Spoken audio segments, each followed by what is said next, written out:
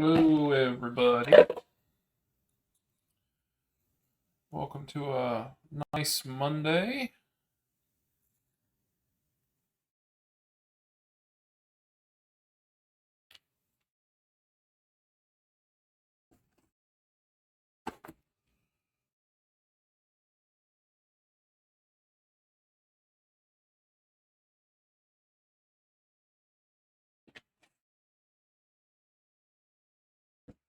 Okey-dokey.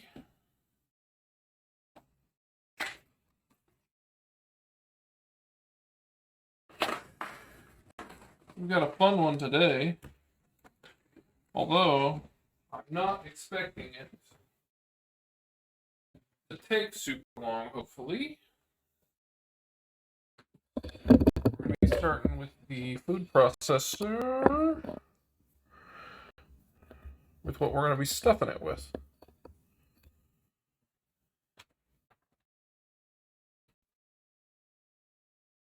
Um,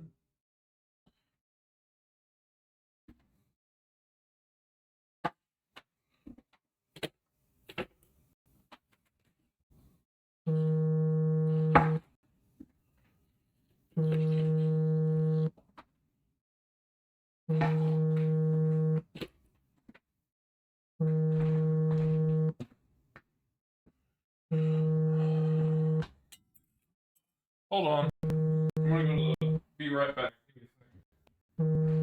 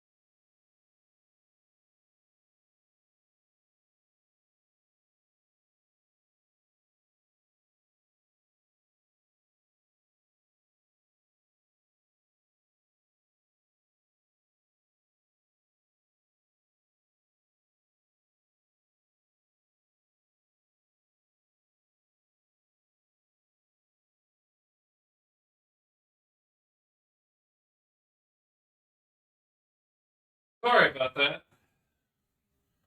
Got a phone call. Alright, back to where I was.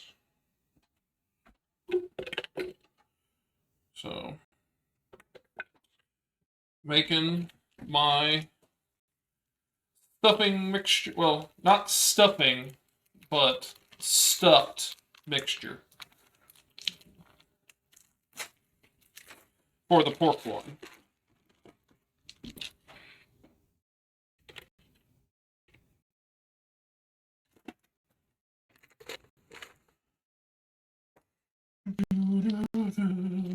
These also make great rangoons.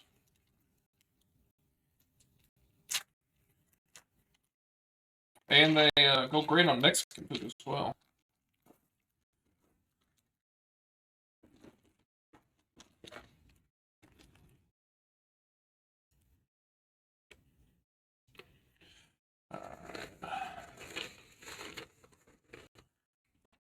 Wash my hand real quick.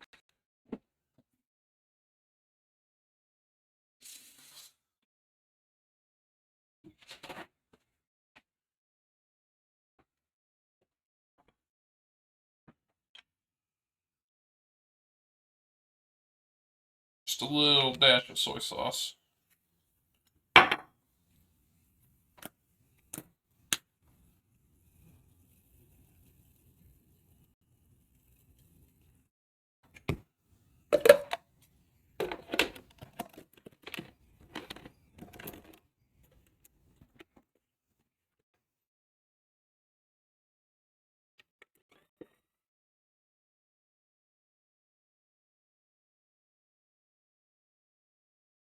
Stuff that in there.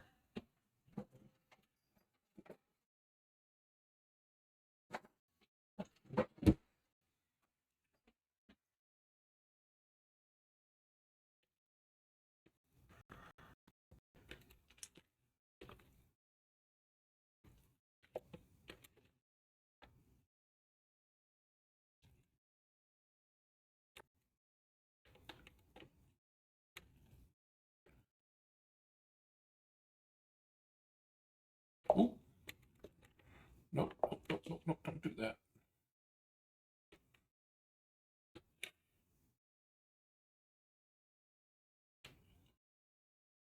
Okay.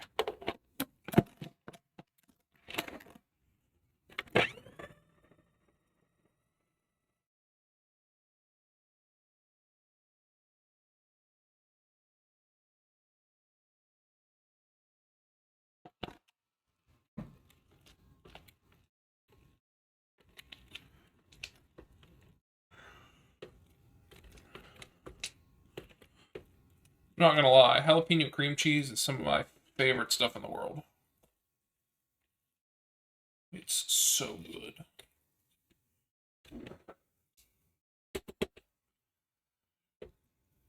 You know what? I should preheat the oven while I'm doing this. Gonna hit a quick.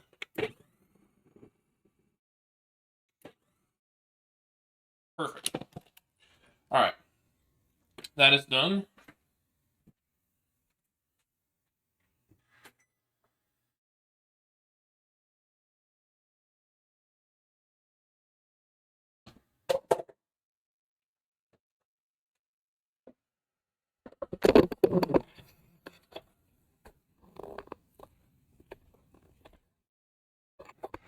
Alright, so there's that.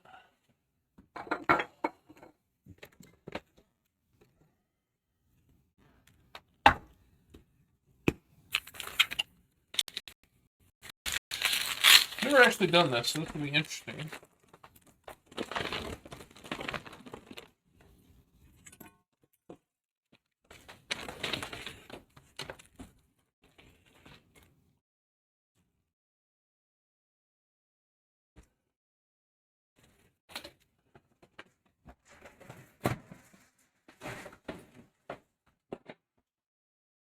Okay.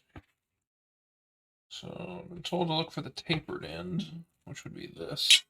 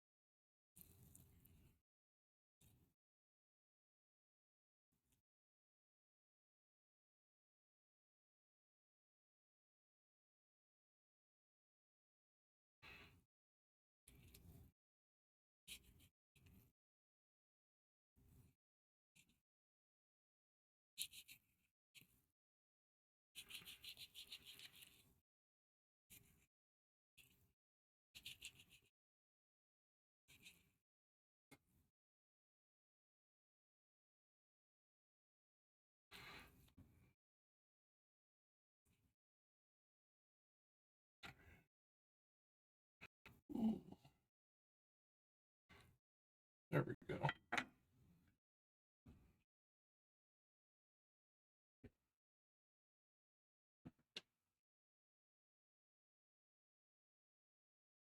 Oh, I want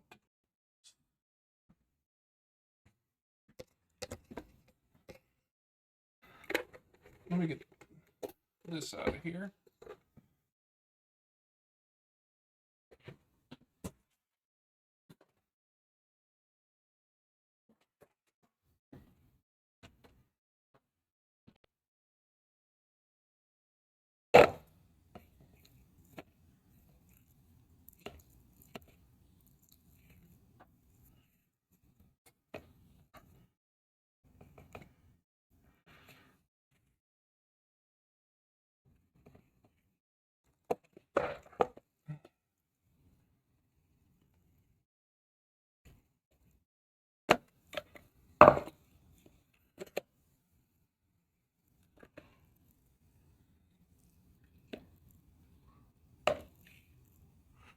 There, got that out.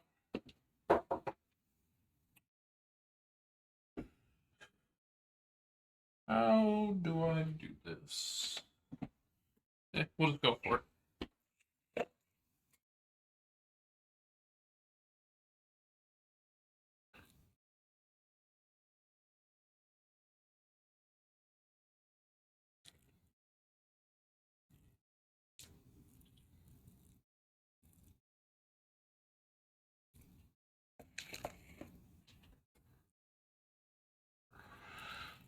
So yeah, this is jalapeno cream cheese, a little soy sauce, 3 or 4 garlic cloves, and a little bit of steak seasoning.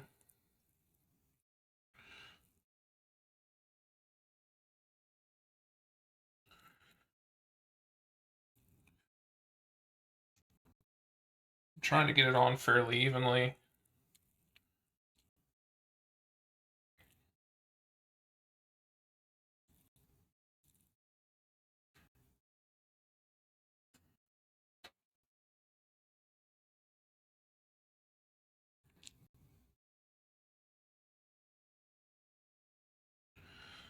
I think we have a lot more mixture, so I'm going to use a second spatula.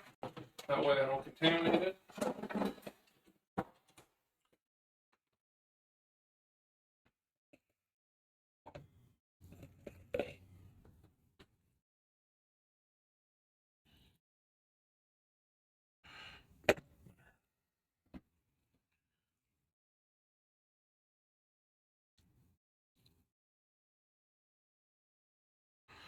Now I don't want to do the entire thing completely.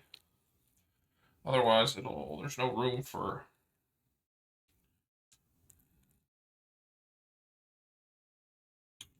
I did accidentally cut all the way through here, so I'm trying to almost treat it like a hole in the wall. I spackle it up. Yum, yum, yum. Okay.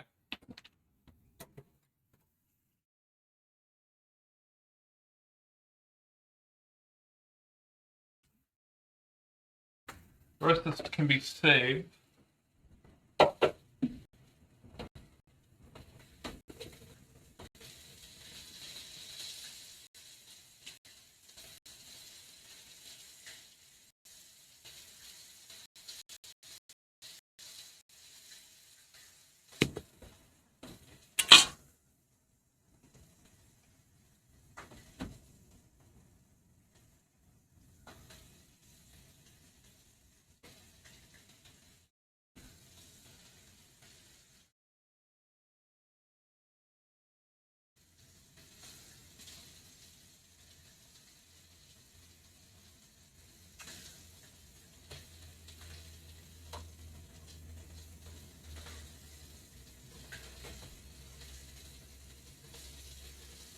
should have started from the other side.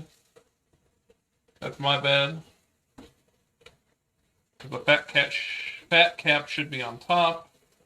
Oh well. You win some, you lose some.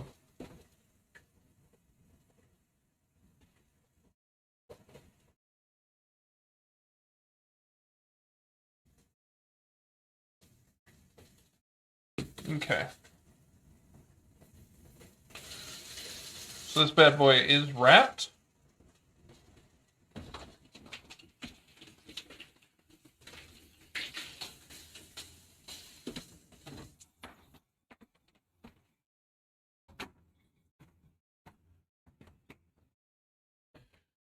Next, let's do some butcher time.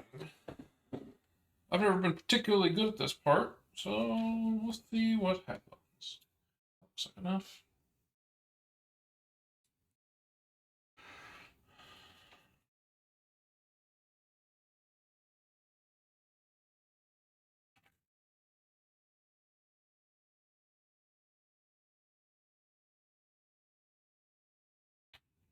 Three. Let's go ahead and cut 5 just to be safe. 4. And Favorino.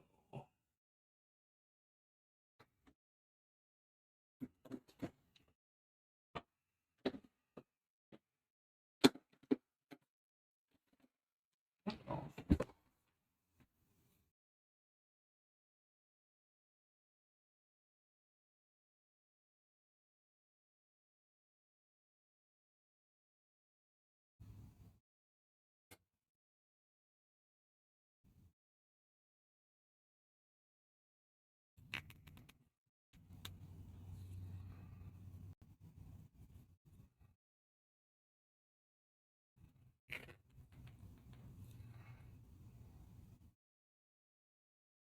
That actually went really well.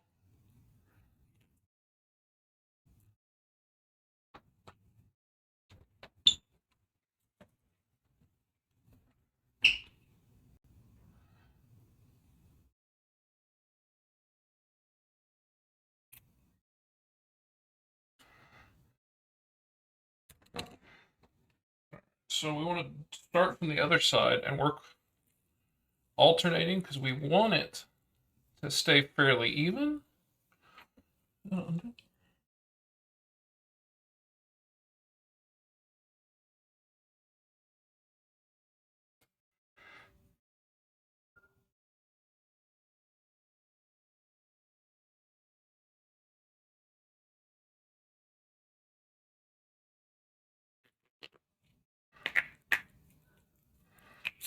Whoop.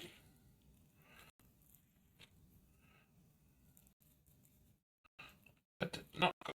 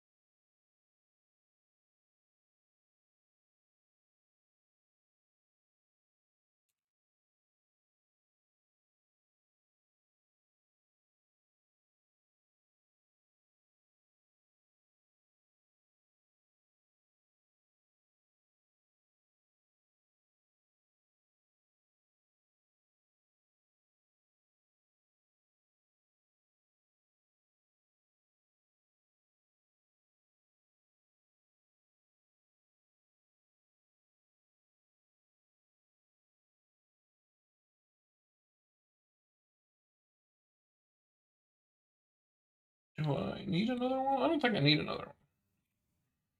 I think that was fine.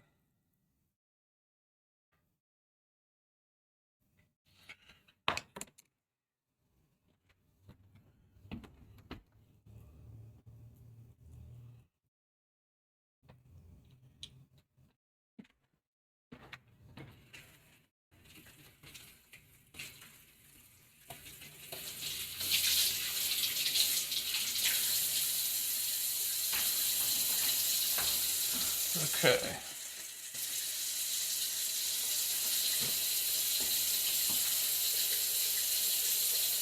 So we're going to put that fat cap side up, which unfortunately I did cover part of because I was an idiot, but hey, we're all learning here.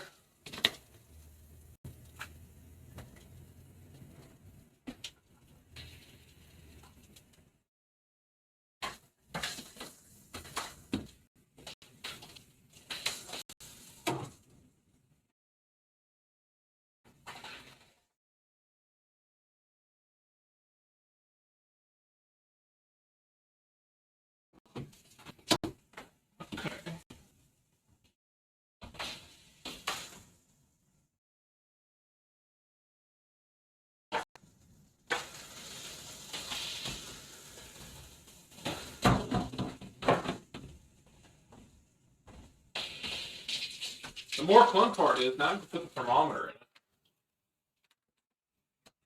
I have this nifty thermometer.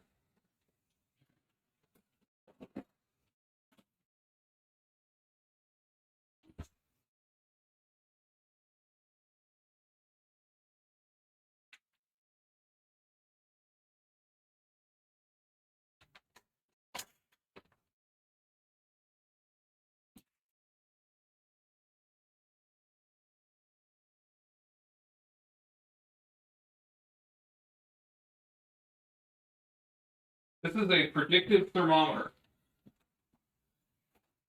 There's a couple of them out on the market. I really like this one. I haven't tried any of the other ones, to be fair, but the selling points on this one is obvious. You got this nice add-on where you can set a temperature.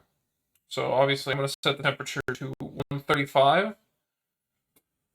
You need to cook pork to a temperature of 145 according to the USDA for it to be safe. If you cook it to 135, there should be enough carryover temp to carry it to 145.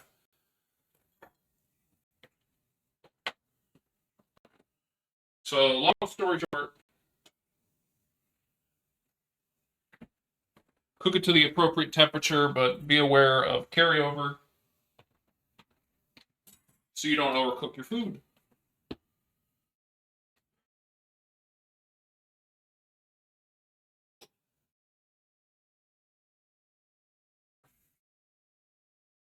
I should have updated it now that I think about it. There was an update that came out for that thermometer. It connects to your phone, and that's how you can update the firmware and the thermometer.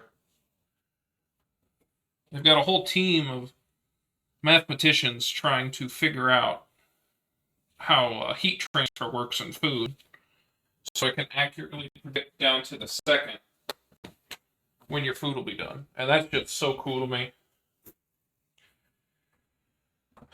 Okie dokie. So this bad boy is ready to go.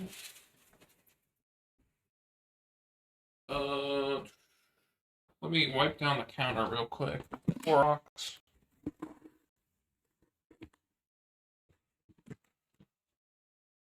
There is going to be a tremendous amount of downtime on this one. I think it's going to take 45 minutes to an hour to cook, and the noodles will take maybe 15 minutes. Because it's basically just cooking noodles and then combining everything. So,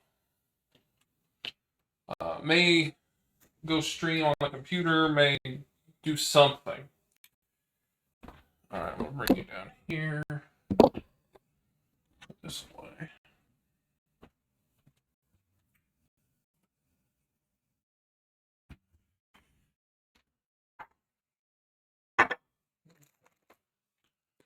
Alright. So, garlic noodles. Oyster sauce, brown sugar, soy sauce, sesame oil all together, which is what I've got here. I need to get the measuring. 2 teaspoons soy sauce.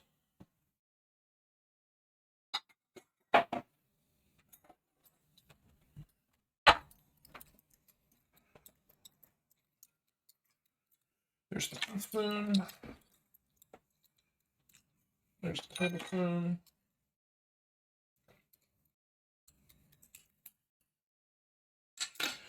Start with brown sugar.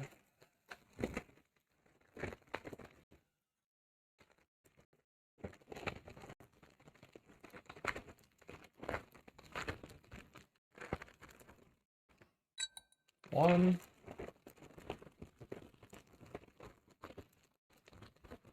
2 tablespoons brown sugar.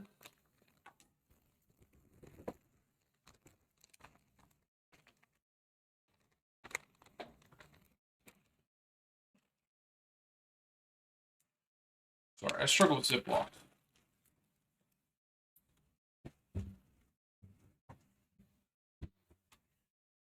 Alright, sesame oil, 1 teaspoon.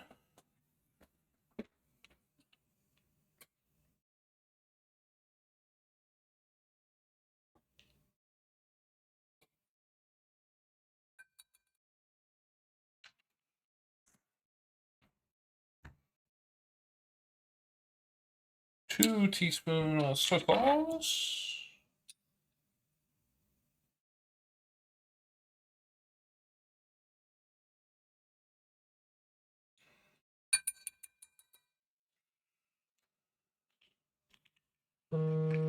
Alright.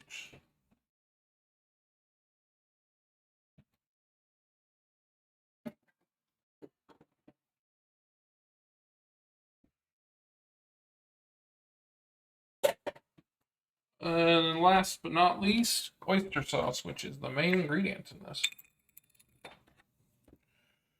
2 tablespoons oyster sauce.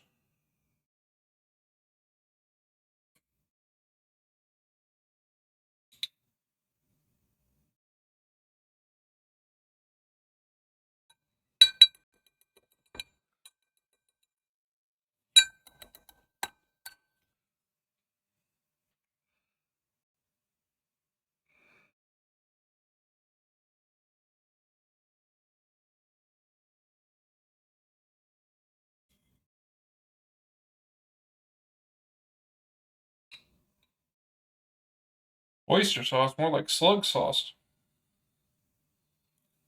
Because it's taking forever. Okay, that's a little much.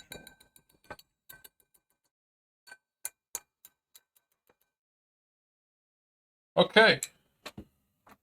There's our sauce for these noodles.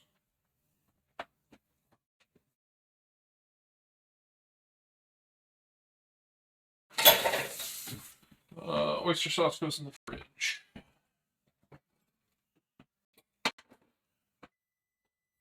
Ooh.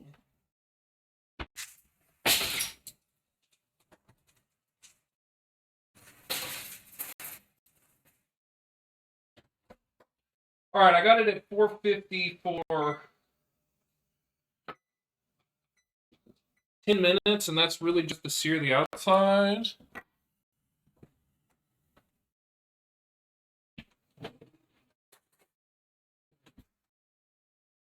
Give this sauce a nice mix.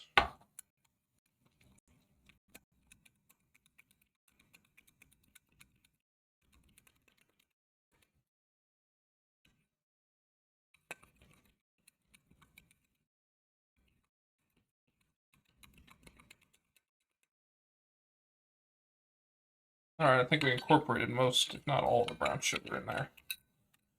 Okay. All right, let's do the green onions. I need to wash these real quick.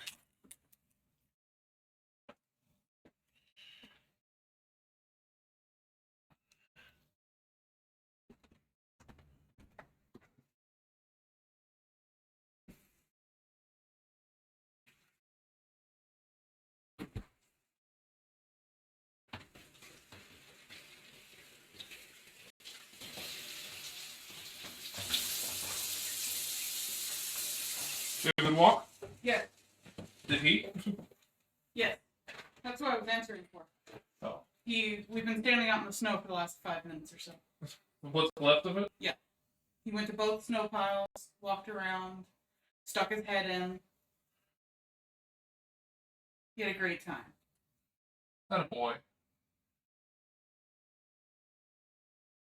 Elizabeth called me. Oh.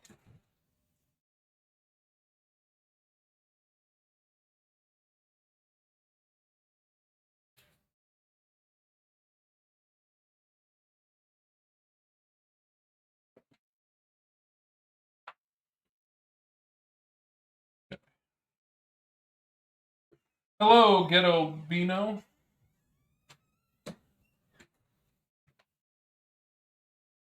Welcome.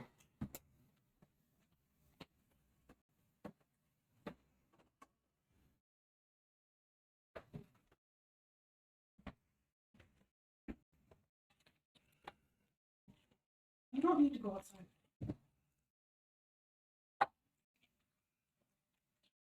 His hat came off.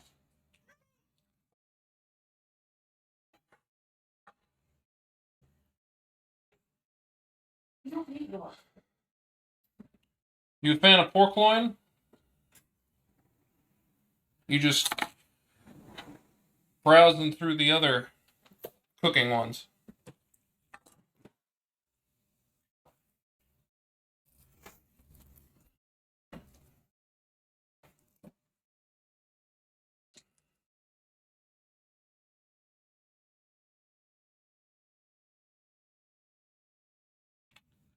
These are the slimiest ones I've had in a long time. Yeah. It's usually just the outside.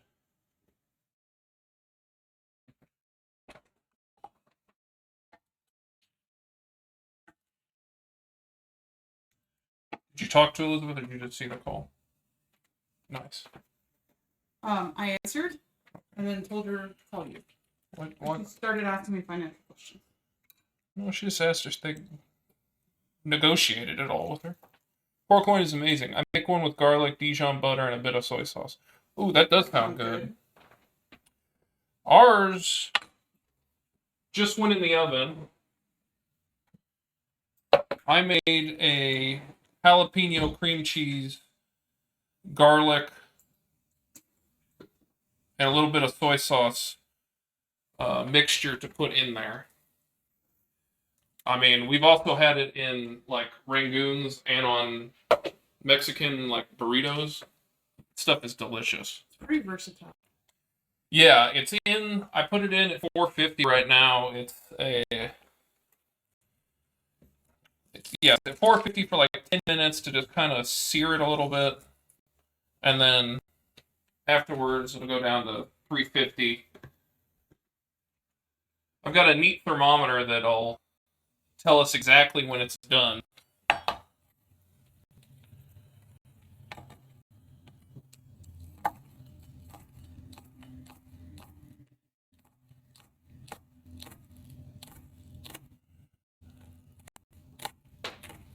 Yeah, I was browsing the food and drink section. Well, welcome.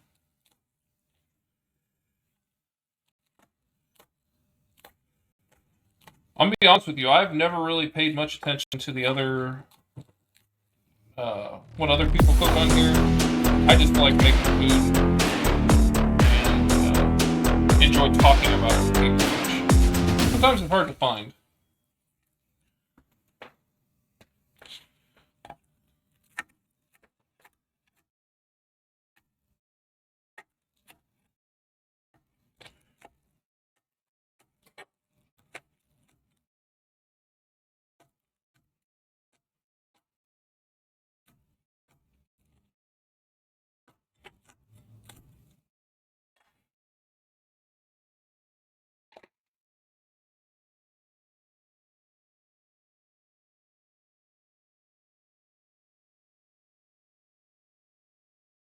I realized I could have bundled this all together, but I've got plenty of time.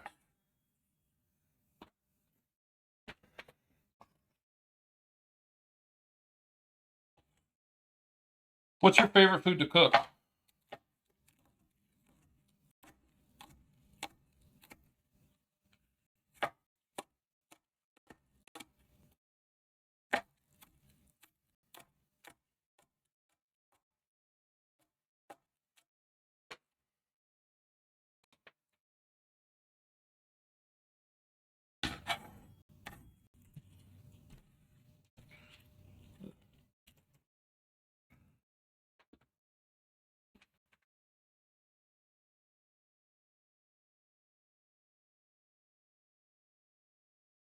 I'll eat anything. I guess steak and seafood.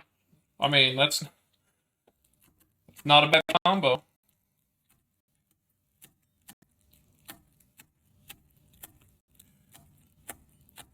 I like trying new things. I'm My wife is fairly willing to indulge me on that. She doesn't really like a lot of adventurous stuff. I've got my limits, but I'm willing to try most things. A lot of the times it's just sourcing ingredients here. Me, I love making anything, but whatever's new is usually my favorite. Like, I made a peanut butter chicken breast the other day, which I had when I was a kid, and it was one of those things at like a Chinese buffet where everyone was like, that is the weirdest sounding thing. And I remember having it and being like, this is awesome. Never found it again. And then the other day it came to me, I was like, I'm making that. 100% sold my wife on it. And all it really was like a chicken katsu. So, a chicken cutlet with cornflake breading.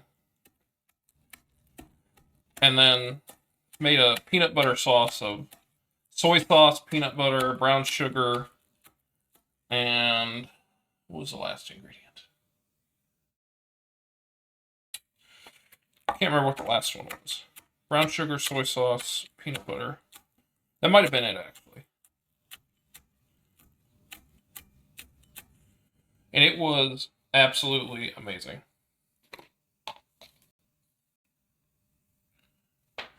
Yeah, peanut butter is great as a sauce. I'm really excited that, like, a lot of people are now getting into the peanut butter hamburger. Because that was a thing my family did for years, and now it's starting to show up places.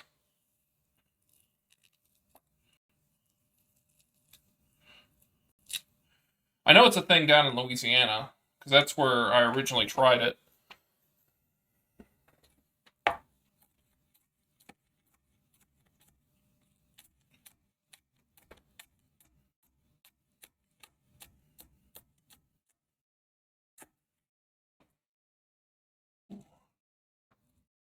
I once had crispy spinach with peanut butter. It was decent.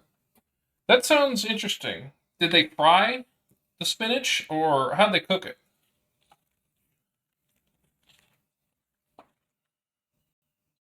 I mean, it's common in like Thai food and other Chinese foods.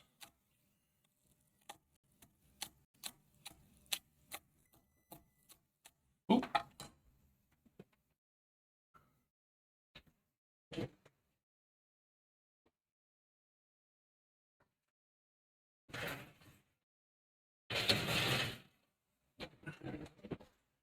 All right, I'm gonna turn the temperature down. 350.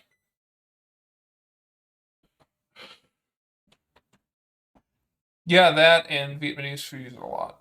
I think frying it would have been the best, but it was a bit soggy a bit. Yeah, you run that risk with anything that's high in moisture. I can't say I've had much in the way of Vietnamese food. Is there anything you recommend?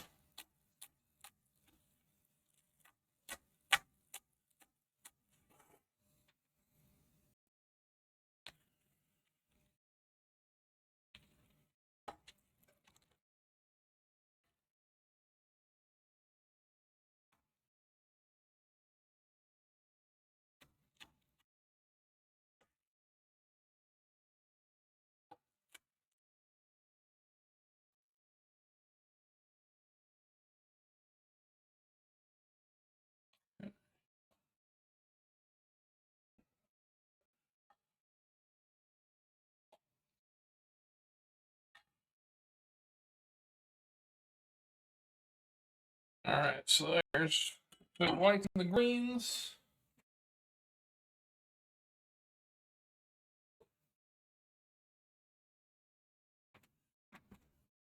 We're at 2% with a 48-degree internal temperature.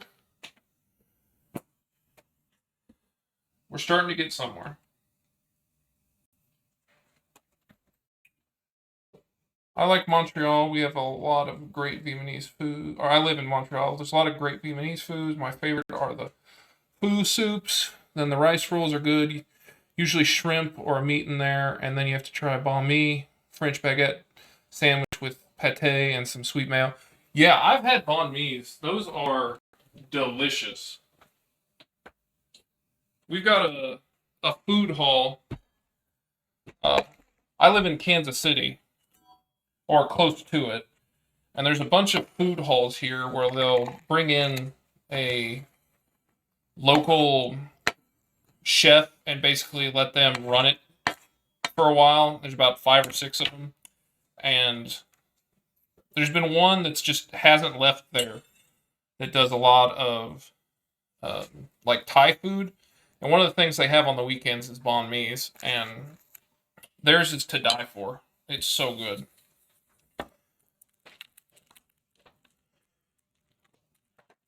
I don't know that I've had a rice roll though. I'm interested in that. But yeah, I definitely had some food. Although I feel like I say it wrong every time. Come on, just pop. Oh, nice. You know what's good.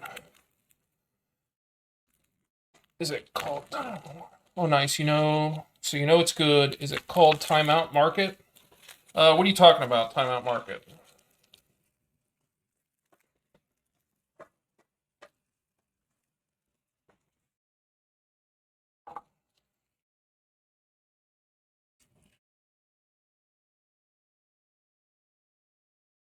How many did I say I needed?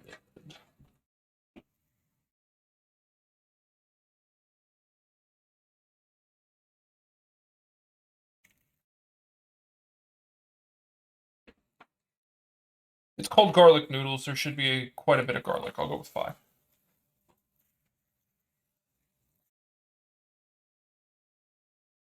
Put the rest away.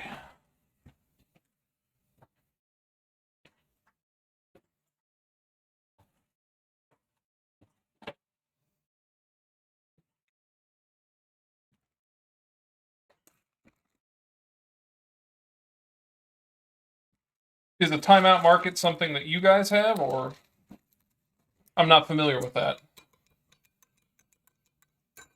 The ones I'm referring to are called Strang Hall, String Collective, and Strang Auditoria. I can't remember what the third one's called. There's 3. Timeout Market is a concept of some big cities that basically have a fancy food courts with the restaurants that have proven themselves. Yeah, it's basically that. They're all award-winning. It's not quite a pop-up because it's in a permanent location and it's not just for an amount of time.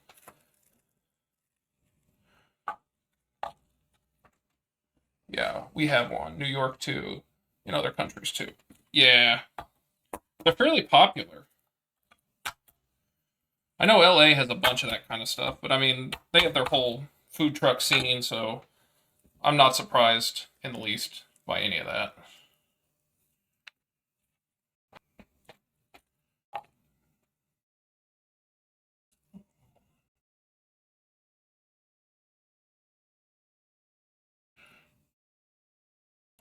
Do you travel a lot? Get to go try these places, or are you stuck at home? That one did not break. There we go.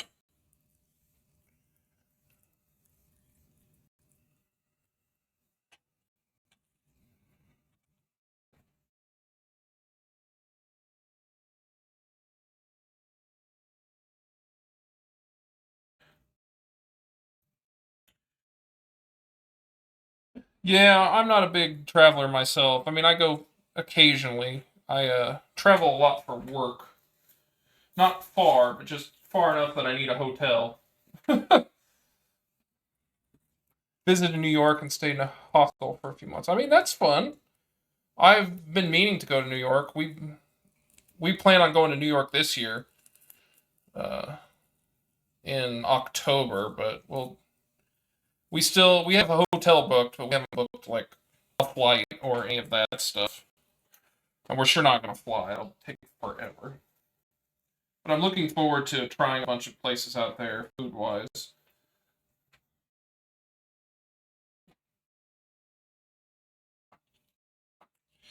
You you a barbecue fan? I can't really say I know much about Canadian barbecue, but that's kind of what we're known for here in Kansas City.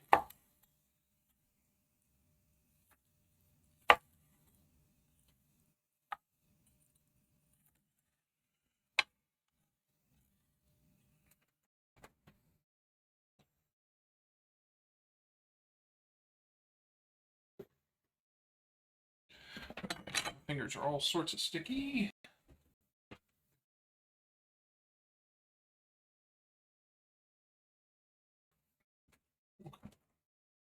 Oh yeah, my parents have a Weber kettle. I love Kansas City style ribs. It's the dry rub only, right? The dry rub only is Texas. Kansas City, we're big about barbecue sauce. I mean, we do dry rubs, but we then add barbecue sauce while we're cooking, and then afterwards, we're big on having a nice, tangy, delicious sauce.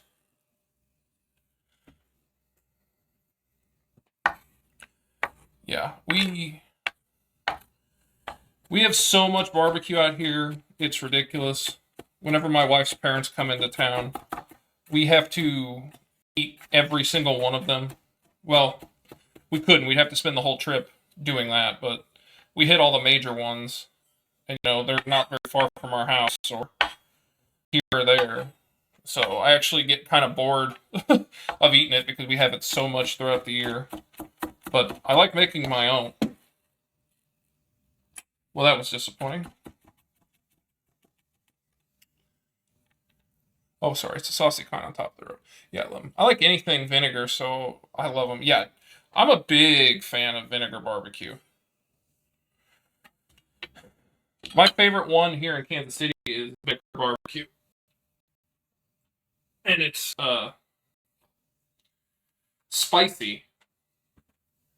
I like my barbecue a little spicy, which I know a lot of people are not a huge fan of, but they've got a lot of barbecue places to try if they don't want spicy.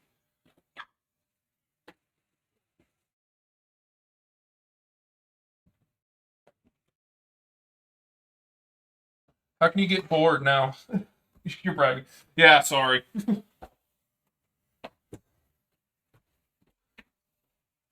I dropped half of my green onions onto the frickin' floor. So, yay me.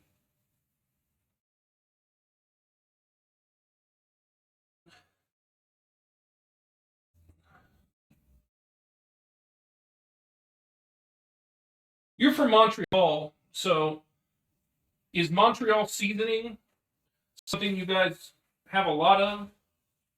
Or is it just one of those things that's named that way? No, you said you were a steak guy.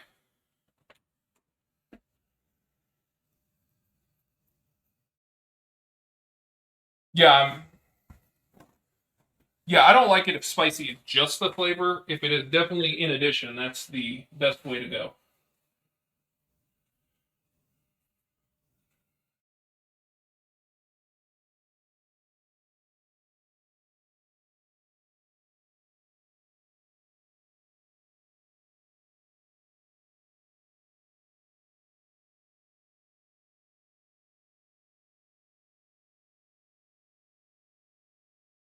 Okay. All the stupid onions are picked up. Yeah, we use it all the time. Montreal chicken is pretty good though. Montreal steak spice is essentially cooking spices, more or less. I didn't know that. That's kind of cool.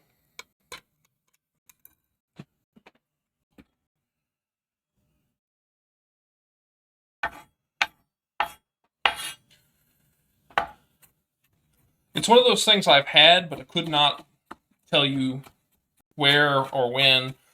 or what the predominant flavor was, but I just know I enjoyed it. Okay.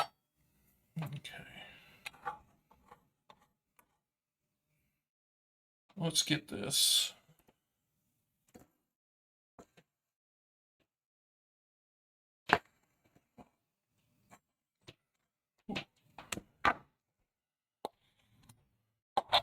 Whew. Let's try and not drop everything this time. Alright. We're at 9%. We're getting there.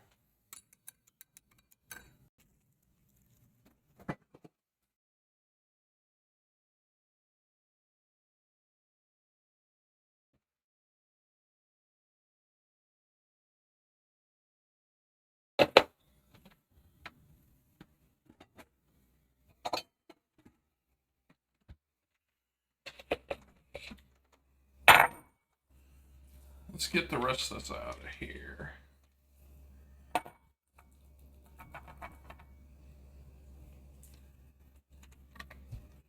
Question is, what can I use this on tomorrow? Or am I just gonna sit here and eat it like tortilla chips? I'm making a meatloaf tomorrow.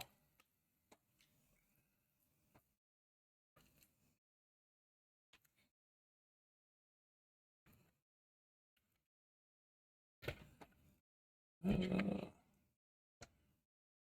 don't know if cream cheese would be good inside a meatloaf. I mean, it tastes good, but would it be functionally good?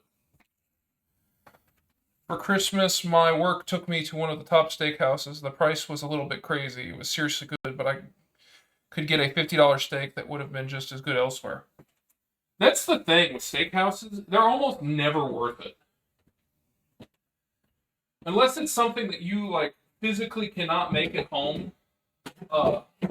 The price, it's ridiculous. Like, you could take a very nice, cheaper steak. You could jacquard it, which is a way to tenderize it. You could velvet it, which is another way to tenderize it, and get just as, like, easy to eat steaks with nearly a tenth the price. And I don't know that dry aging really does all that much. And I mean, you could dry age at home. It's not that difficult. It just takes up space in your fridge for a month.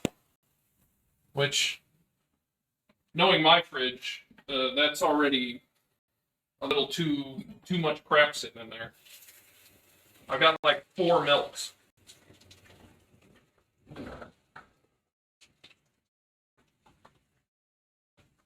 I think most restaurants, it's all about what can you get that's difficult to make at home anymore. Because a lot of places that are just normal, sit down, fast casual, you could do it at home. It's not that bad. I know some people aren't great at cooking, but a little technique here and there, and you can learn quite a bit. Of course, my wife hates cooking, so who am I to speak? Then again, I'm sure most people aren't watching this because they hate cooking, but they're just gluttons for wanting to be hungry. Sorry, I'm getting this knife. Give me 1 second.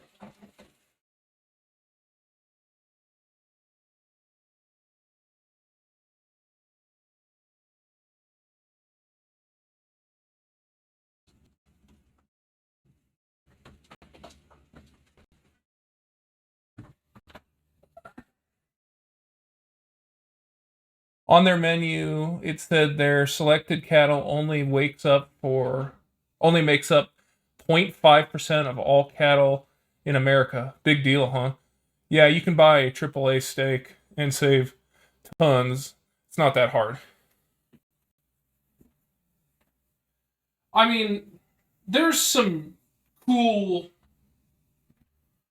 like, if it's a specialty steak or a specialty cow that's got higher fat content like Wagyu or some of the other ones, Those are cool to try, but they are not a, like, let's eat this all the time kind of thing. I had to try a single piece of Wagyu once, and it was so rich. I was like, I could not eat a full steak of this. But I mean, it was a super special occasion. No, it was Angus, not even Wagyu.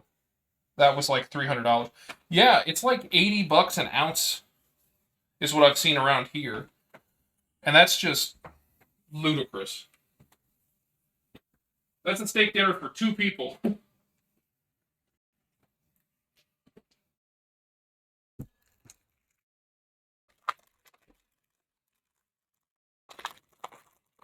Yeah, and the likelihood that they're getting actual real Wagyu from Japan is pretty non-existent. That stuff's like a couple $1,000s.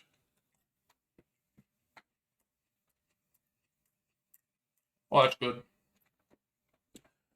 I've never experienced it though. I know it's very rich. I want to try one. You absolutely should. I'm not saying I'm not trying to ruin it. I think everyone should try something. I just I realize that I'm more of a normal food kind of guy. There's nothing wrong with that.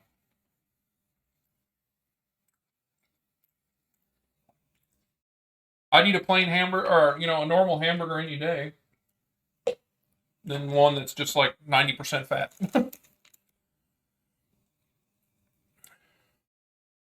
This cream cheese is addicting.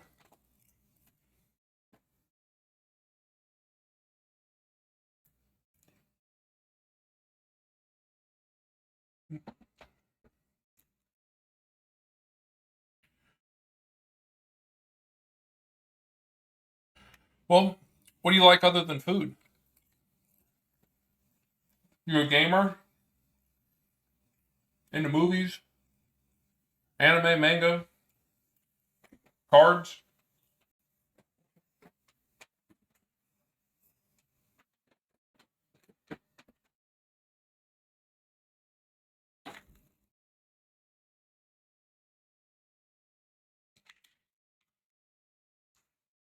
Sorry, there's not a lot going on until I can get a timing on the meat. Can't really start the noodles. Once it hits 30% down here, it'll give me an exact time to when it's finished. So, based on that, I'll start the noodles.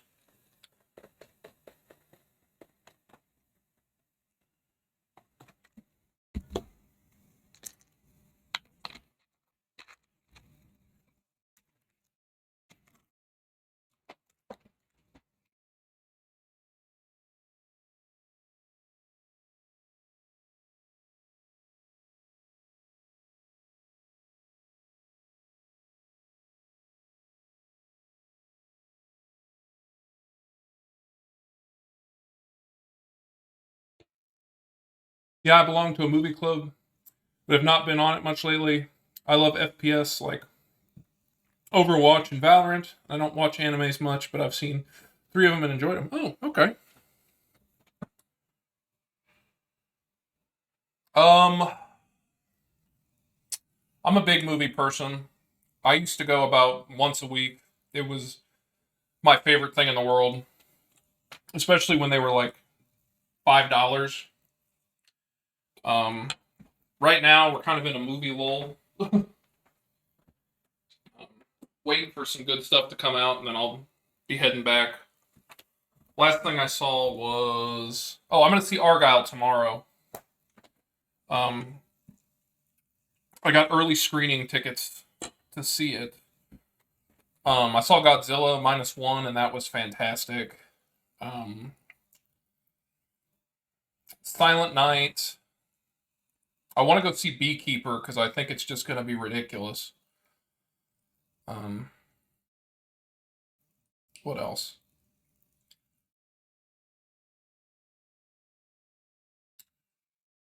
Could have swore I just saw something a couple weeks ago. But yeah, I'm big into movies. I like to game. I'm more of an RPG person than a multiplayer. I play with my friends. We do Lethal Company. um, golf with friends, ultimate chicken horse, pummel party, stuff like that. We may start playing Pal World. We're still up in the air on that one. How was Poor Things? I've heard a lot of really good ones. Silent Night was actually terrible. I was super excited because I love the other John Woo movies, and the movie is very much show not tell, which is the opposite of how most movies are, where it's I need to tell you something instead of showing you anymore. And while I do appreciate that, and I think that's better storytelling, there were moments where the entire movie ground to a complete halt for the guy to basically just break down emotionally and then pull himself together within like 3 minutes. It felt like it didn't pace well. And the fact that the movie is basically silent. There is almost no talking in it whatsoever, which doesn't bother me, but you'd think it would have a lot more frenetic action.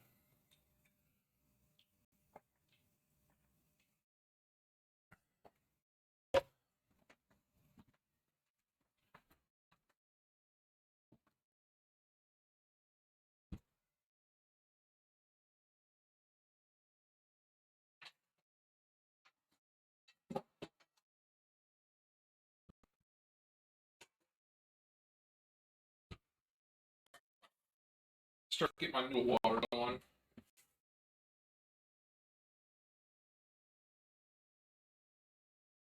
Yeah, golf with friends is fun too. We play with jumping. We used to play with collision until we made somebody so mad they quit. So we had to, as a group, agree to not do that anymore.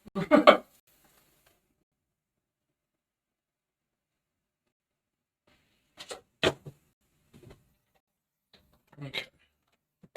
One pot of water.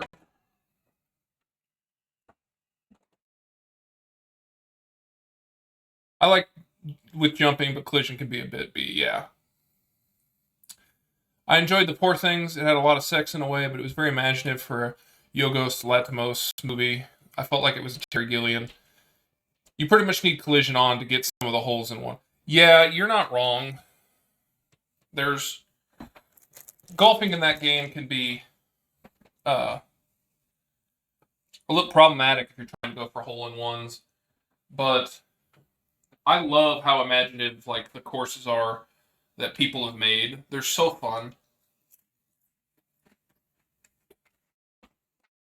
People really put a lot of time and effort into them, and there's some really great ones on there.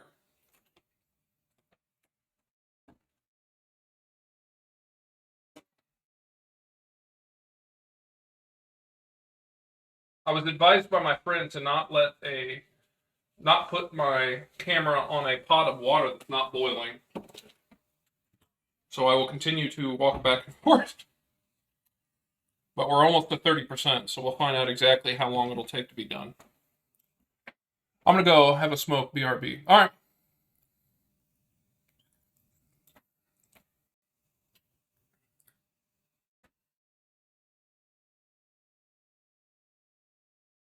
All right, what do I need to do?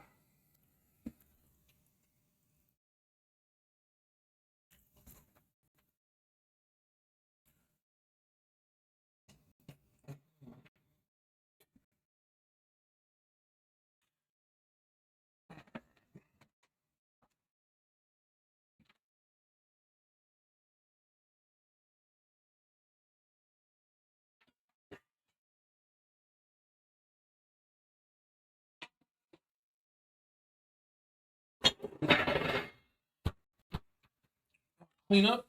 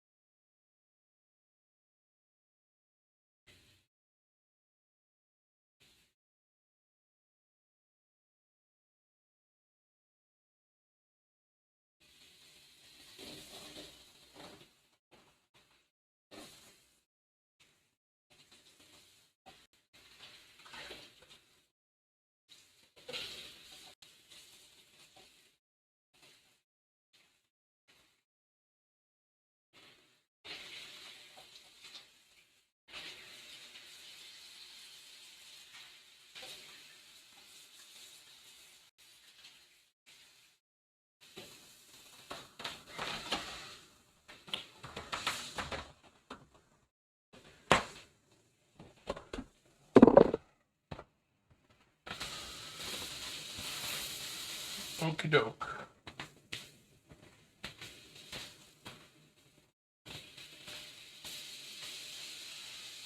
I'd love to at some point be able to show you guys the graph that comes with it.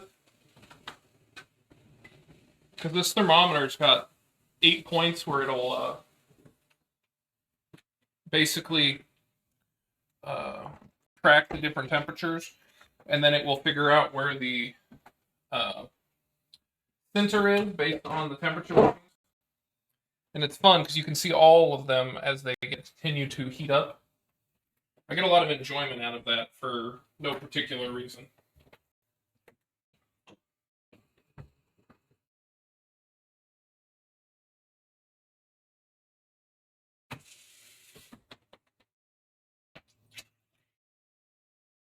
Just looked a little low.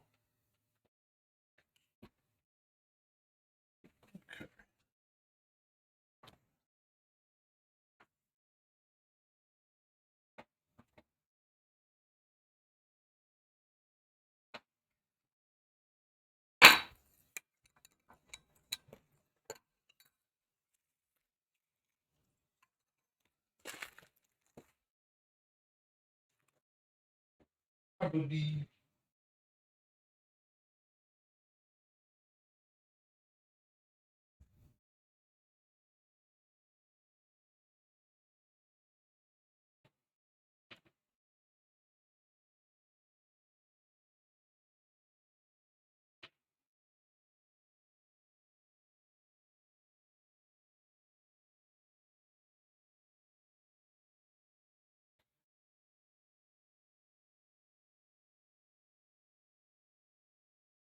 Okie dokie.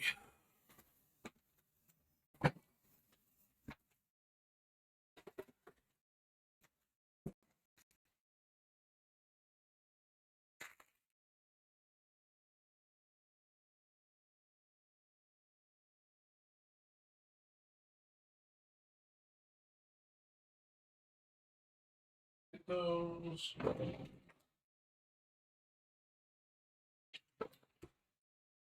That.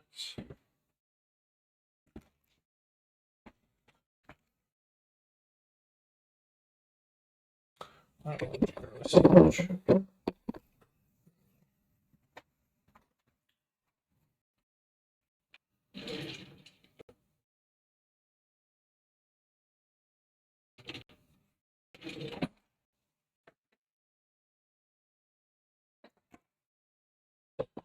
Getting my stuff ready.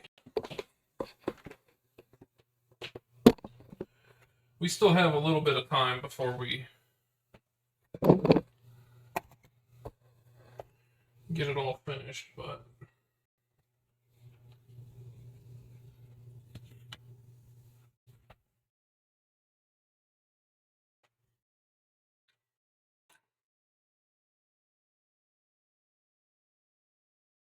so what do you do for a living, may I ask? I do tech support. I am a bank examiner. And most people don't know what that is. I basically work for the state, and I get sent to banks that are chartered in Missouri, and we go in and basically look and see if they're breaking any laws, if they're running in a safe and sound manner, making sure their loans that they're making are appropriate, and basically stuff like that. I don't know if you watch the news all that often, but occasionally recently we've heard about banks that have been closed, like they got in trouble. That's my job. I do that kind of stuff. We don't do it on those huge ones. We do it on ones specific to our state.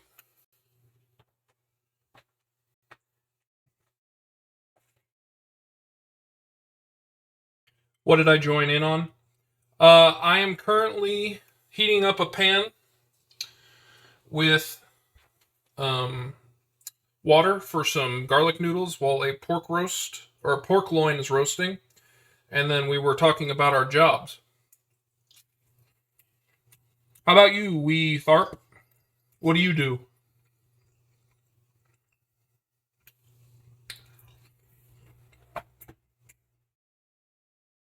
We've got a lot of downtime right now because things are cooking. I've got 27 minutes left on my pork loin. And you know, a watched pot never boils.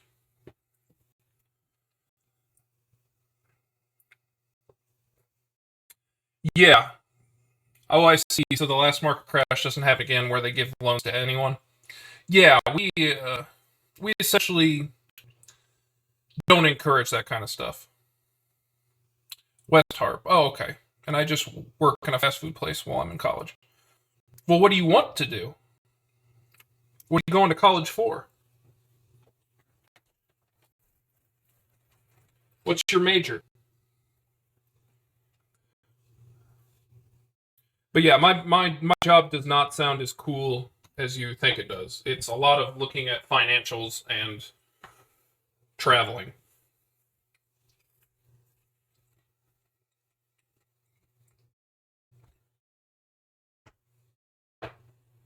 Howdy. Welcome back. Also, this dip is fire. CIT for computer information. Hey, that's a nice one. That'll be useful.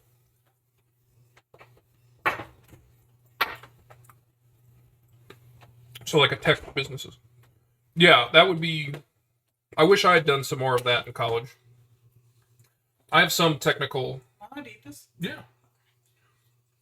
I have some technical background, but not much. I do look at IT for banks occasionally. But it's a lot of policy and procedures, and I'm not on, like, technical items. Although I do review their audits and stuff along those lines. We have a door right there. I'm trying to help them. Oh, I appreciate it.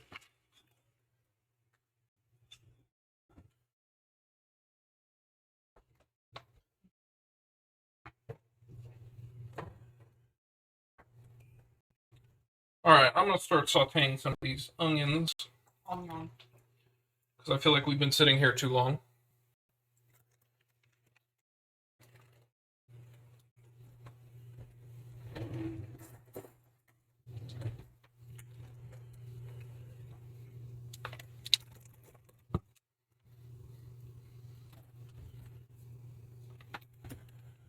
I went to culinary school, but I had to move away before I could graduate. Dang. Did you enjoy it?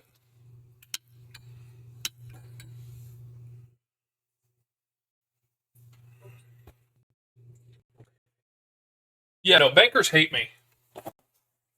We went when I first got this job. I needed a credit card to because there was a lot of travel, so I had to book rooms at a hotel. Need a credit card for that.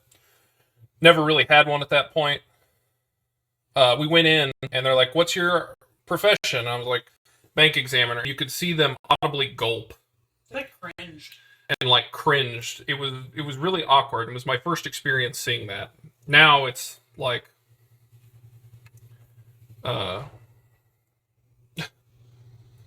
it's just whatever at this point because I've been doing it 5 or 6 years. But I'm not purposely mean. We try to be reasonable, but if they're doing something wrong, we're going to call them out on it. That's what we're there for. I mean, you want to make sure somebody's not doing something illegal. Yeah, I have my manager serve safe, and I also cook for my fiance. Oh, nice. I've always wanted to do something like that, because, I mean, I love cooking. I just find the science of cooking so interesting. Where, you know, the reactions and all that. It's just so cool. I really get behind all of the stuff that happens. You know, emulsifying, all of that. Nothing's coming to mind right now because it's been a long day, but you know what I'm talking about. Are you ever looking to get back in? Oh, I guess you are doing tech stuff, so you aren't going to want to do that. But I guess you're a cooking enthusiast. What do you like to cook? I always wanted to be a mixologist. I can't spell. Mixologist. There you go. Drinks and stuff? So would that be, yeah, drinks and things?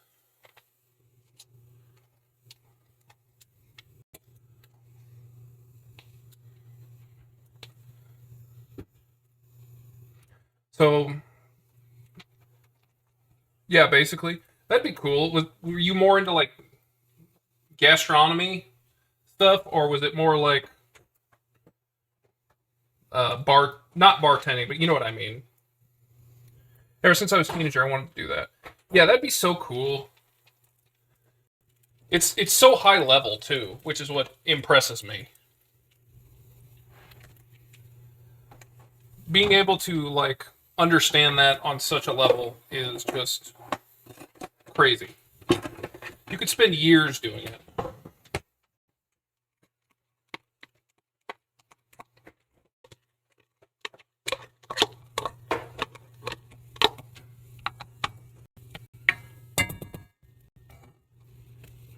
I'm gonna try and keep this low so I don't burn the garlic, but who knows?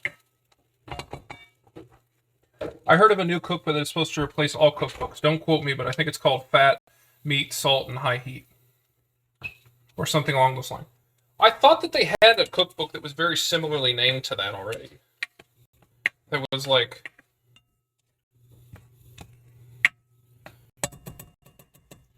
Fat, acid...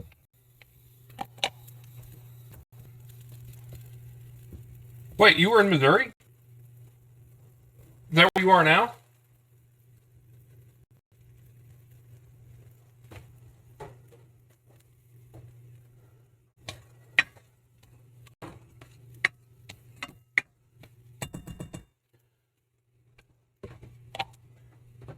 And speaking of cookbooks,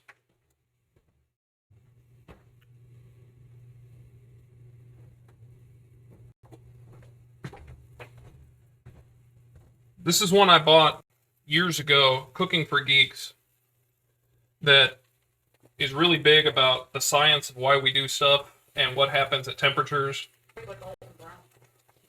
I love it. It's the same reason, yeah, like my wife said, I was big into Alton Brown.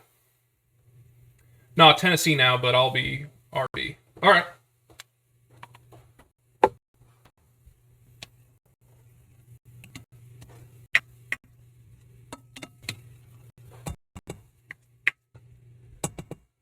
But yeah, to answer your question about the banking stuff, yeah, they're not fans of us. It makes our job difficult at the nicest of times because they basically want to argue about everything you have to say. So it gets very tiring at the end of the day because you're basically spending the whole day arguing with someone. And it's usually over nothing important.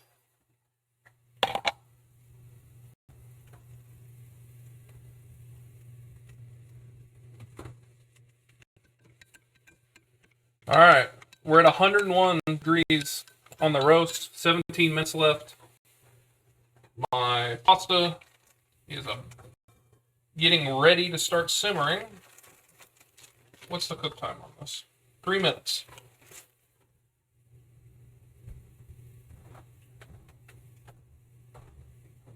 Hey, bud.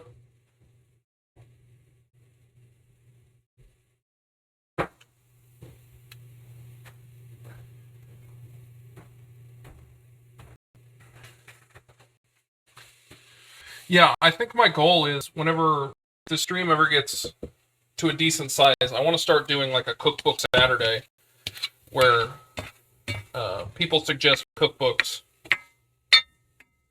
and we try a handful of the recipes. I think that'd be really cool and fun.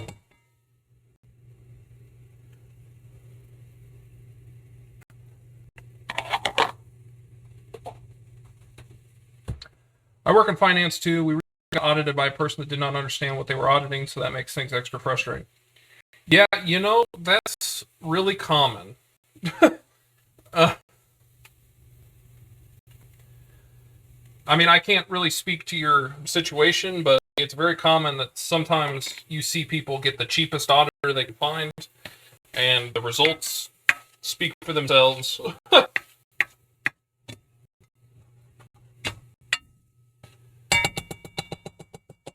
That's why I always try to we always try to communicate and have talks with people, so it's not just so one-sided that you're like, what is going on? Why is this person telling me this? And we usually have a law or a regulation to point to that's like, oh, this is why, which is nice for us.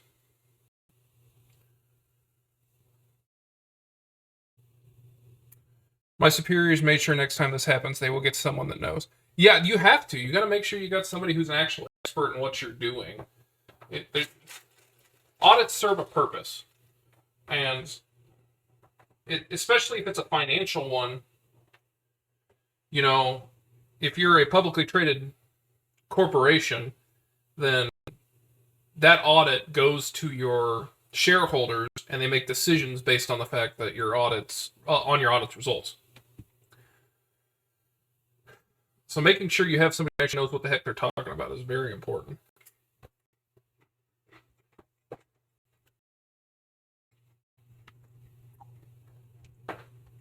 But you work in finance, I can see why you went to a nice steak place for Christmas.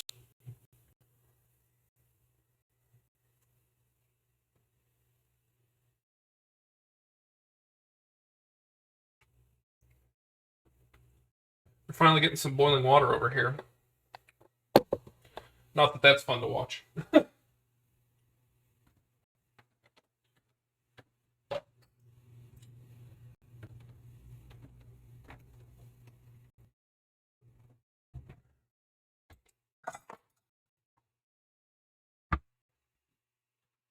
Do you like working in finance?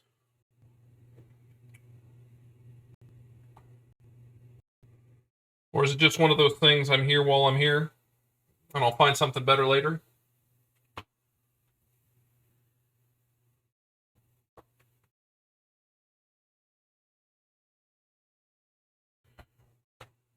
Come on, water! Boil!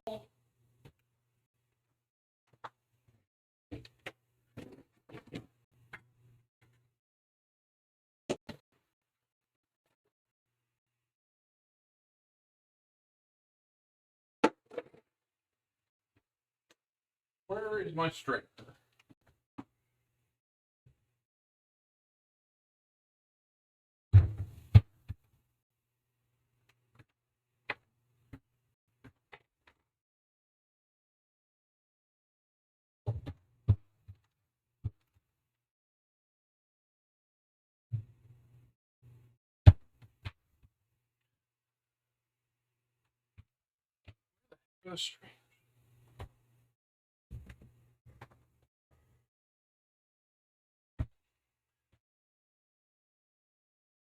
I guess I do, but the thing about finance is everyone's always in a rush, and most important person, they think.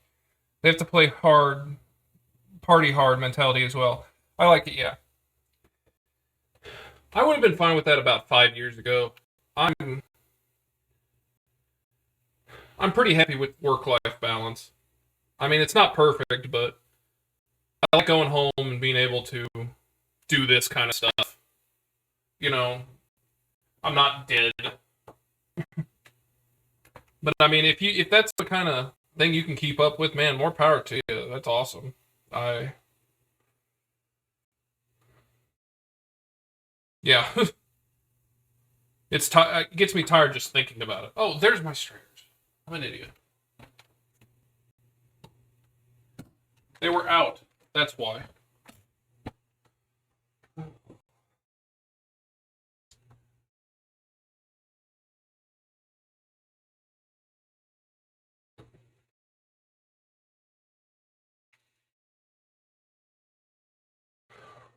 Everything here smells so good. I cannot wait to eat it.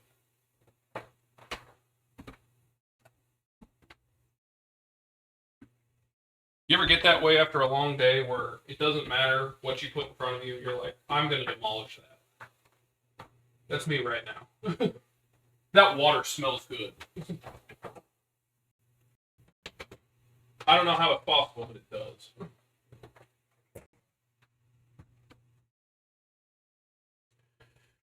All right, we got a nice rolling boil, rolling simmer.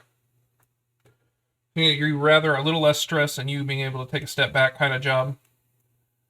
I must agree if that's what you're saying. Yes. My job is high stress, but it has a nice work-life balance. We work 9-hour days, but we get every other Friday off. So that's really nice. It helps keep,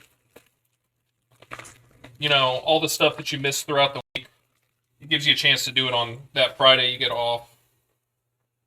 Because it's banking, there's a billion holidays.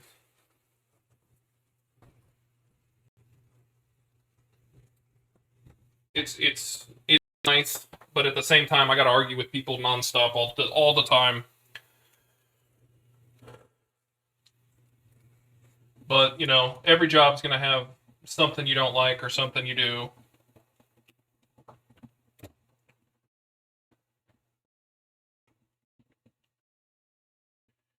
All right, let's go for 3 minutes. This is angel hair pasta, so it should cook real quick.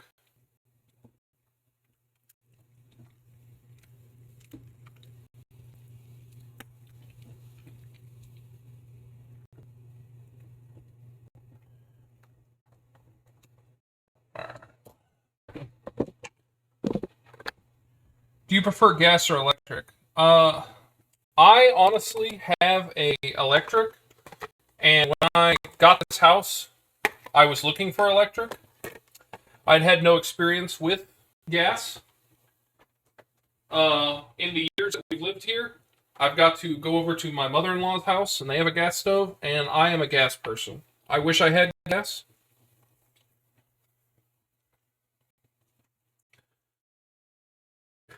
In my next house, that's my goal is to get gas. But who knows when that'll be? We'll have to wait for the market to come back down before we even start thinking about something like that. Or I win the lottery. But I can tell you which one's more likely. I think gas is better. Especially since I like to cook with a wok. And a wok on an electric stove is kind of terrible. But it on a gas is the best possible you can get. I mean, short of having a wok burner. Okay.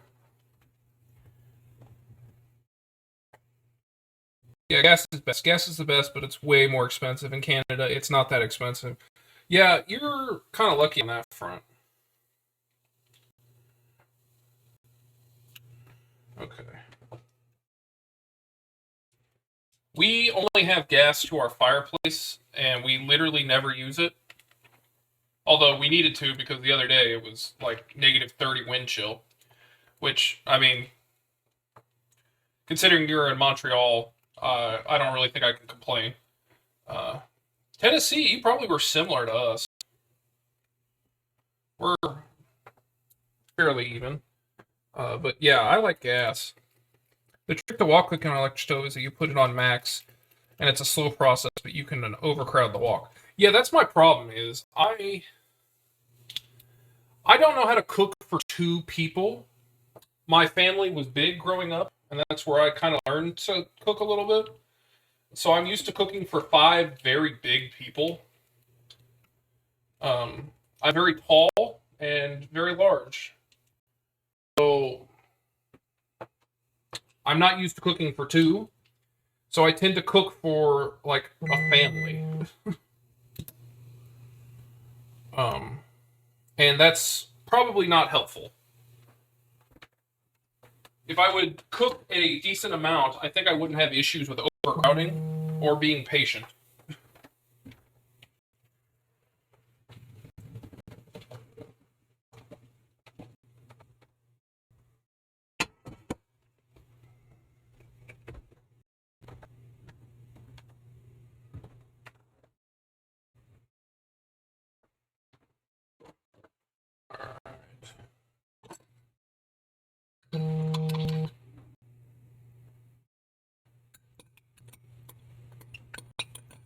I saw something in there about them Southerners.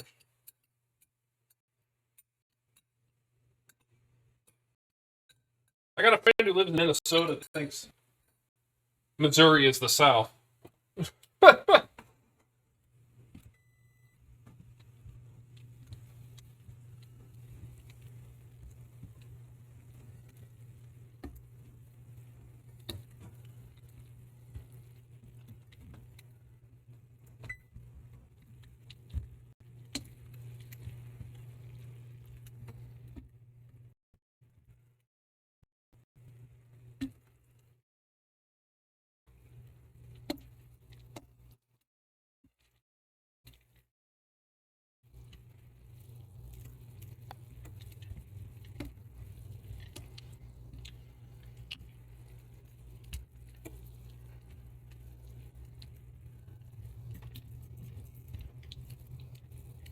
Smells fantastic.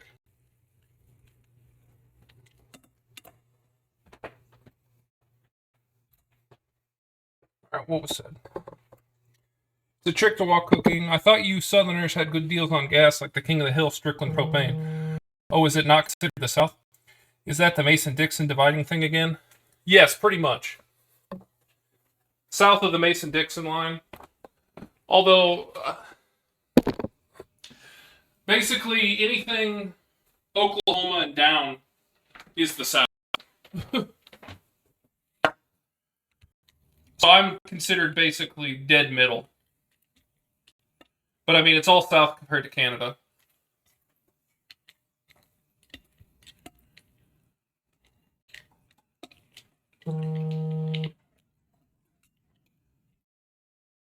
I can't tell. The stream's not getting interrupted, is it? I'm getting like a bunch of texts. And I'm using my phone as the camera right now, so I'm not sure if that's interrupting or not. If it is, please let me know.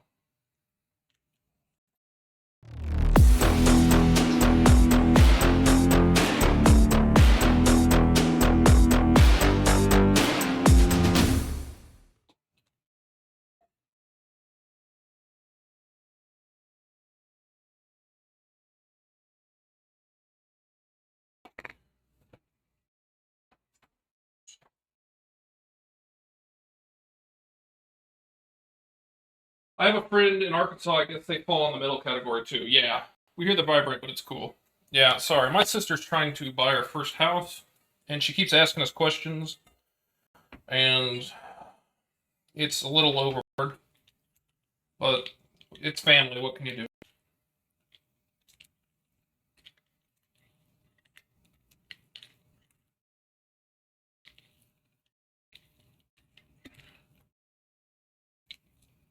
I'm so hungry. What are you guys going to eat?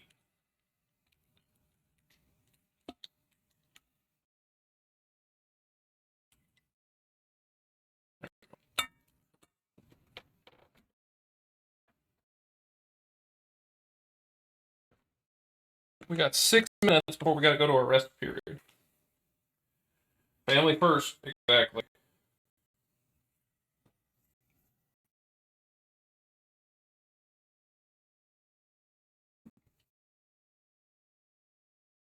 Probably nothing. I'm just playing video games. What are you playing? I have some Alfredo from a can with macaroni and some ham. I mean, that doesn't sound bad. You got a little extra Parmesan cheese in there.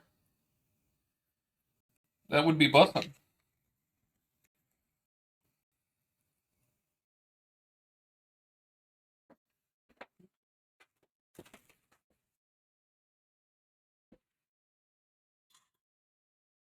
Sorry, I have a habit of trying to clean up while I'm cooking.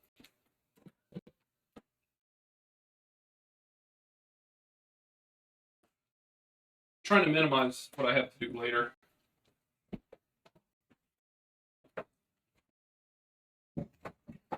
Escape from Tarkov? Are you a fan of that? I mean, I assume you are from playing it. I hear it's difficult.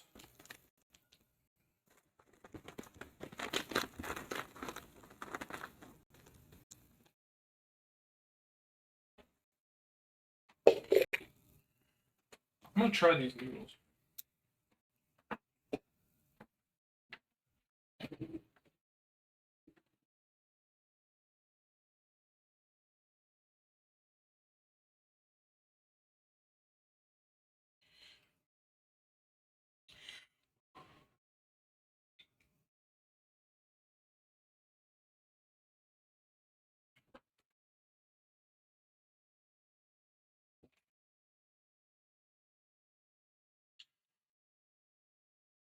These are good, not as garlicky as I thought they'd be. I mean, I had 5 minced garlic cloves. I like the sauce. It's a bit sweet. I assume that's brown sugar.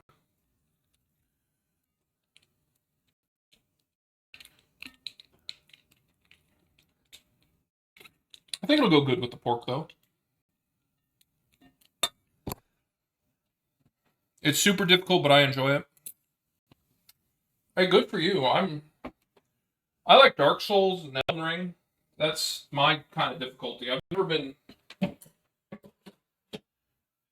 much for difficult first-person shooters or tactical games like that. Um, but I played the absolute crap out of Elden Ring and all the Dark Souls. I was super excited for Demon Souls when that finally came back out.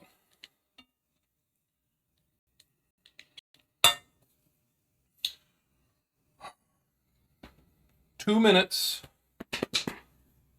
Kill him. Hey, bud, come on.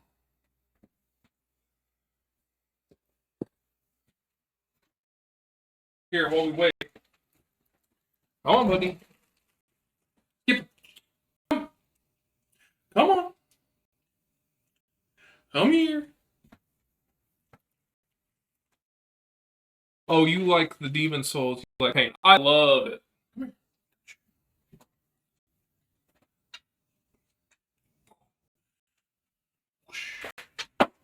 Oh, you missed. Yeah, I really like the pain. My dog decided he wants his daily carrots. Over here. You sit. Come here.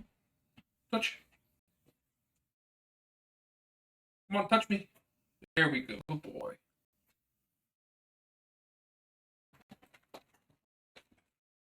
Oh, wow, nice dog. It is a Pyrenees. You'd be surprised. Not many people know what kind of dog this is.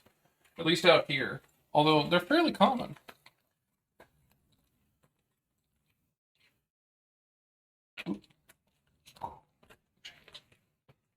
Good boy. He's a good boy.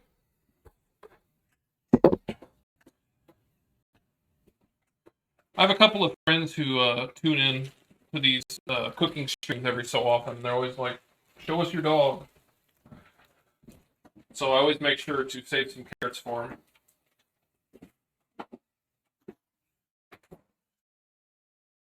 Dude is a vegetable hound. I wish my wife ate as much vegetables as he did. I'm more of Eliza P type of lad. I loved Eliza P. I wasn't good at it, but I loved it. Same with Bloodborne and Sekiro. I was better at Bloodborne. I sucked at Sekiro. I love Goldens and Labs. This is like a bigger version. Yes, he is 125 pounds. But he's friendly as can be. He's protective of the land, but if Amazon or somebody comes to the door, he barks at him. As soon as you open the door, it's like, hello, you're my new best friend.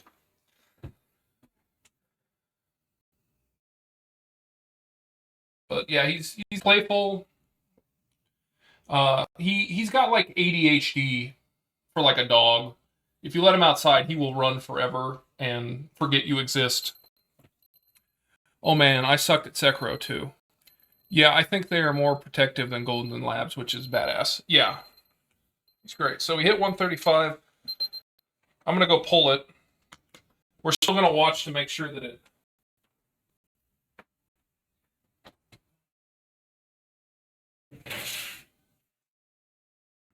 Ooh.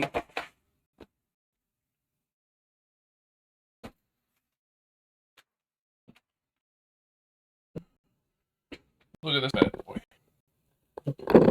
Now that's a pretty pork one. Although it did look like a lot of the filling has come out, so I hope we're okay.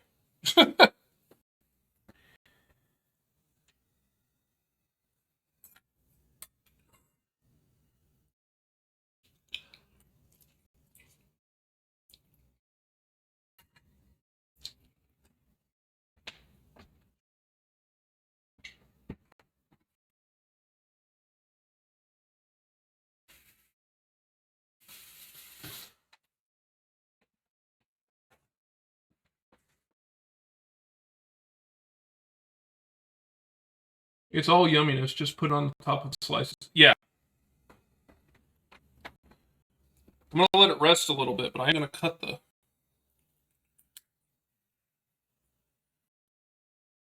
Oh. You can smell the jalapenos. Ugh.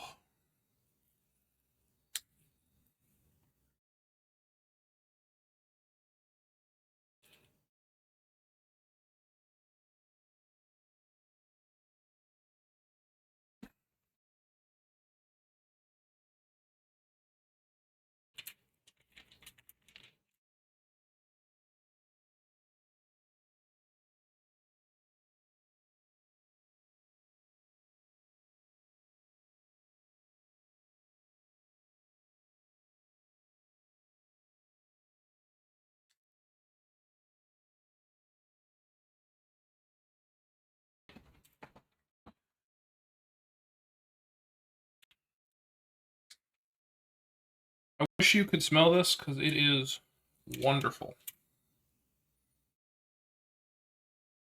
There.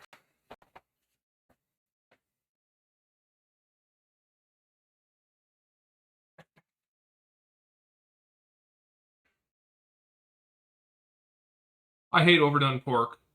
So you took it out at 135 and it should be perfectly cooked. I'm impressed. I hate overdone pork. It's going to go up to 140-ish probably. Yeah, I want it to be about 140, 142. USDA guidelines say 145. That's a little high. Carryover is going to occur. But I'm not too concerned. I think it's going to be delicious.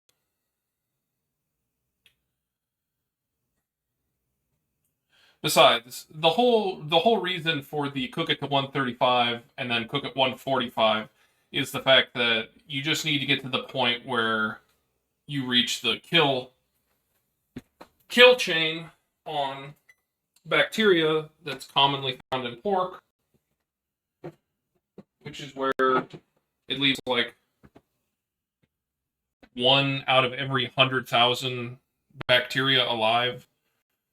Which you generally, if you cook it for like a minute or two at like 135, it should kill all the bacteria same as it does at 145, which kills instantly. Per the rates. I've done a lot of research into cook times and bacteria and all that.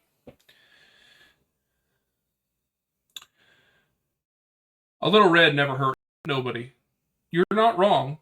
My grandma, on the other hand, grew up in a different time, so to her, it's not imaginable, but it's actually fine, Grandma.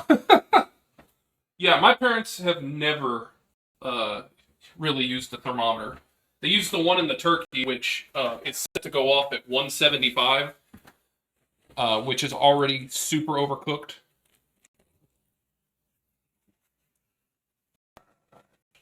I'll have to clean this. I'm going to go yell at my wife while I cut this. Morgan! Food!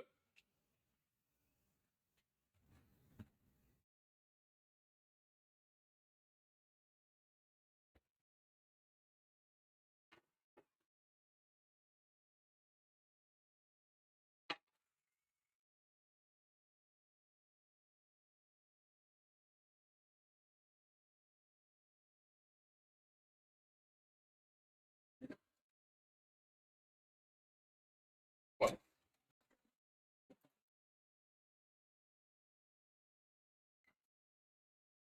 I'm going to go to the cutting board.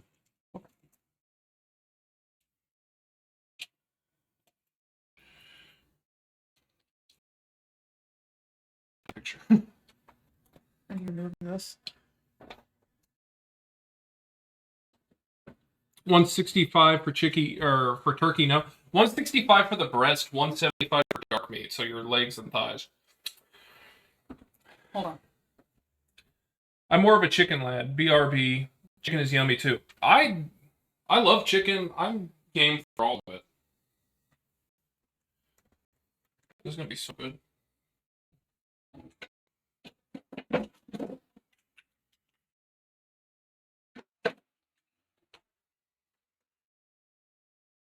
Should be able to see it. Okay. Did you need a plate?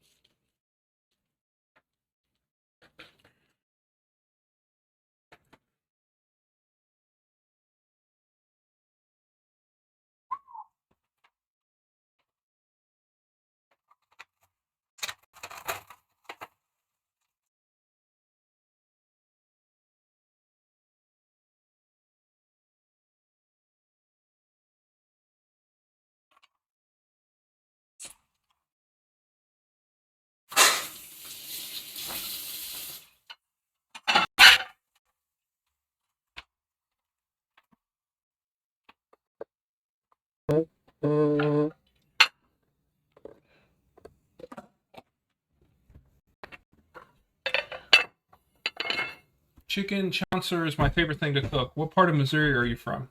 I'm from Kansas City. But I've traveled all over.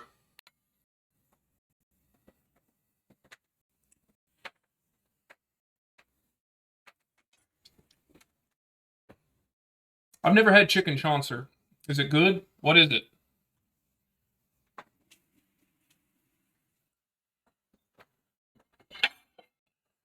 Going on. What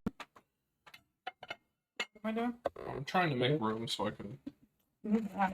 I know, but there's a lot of cream cheese on it that I want to spread. Well, that's fine.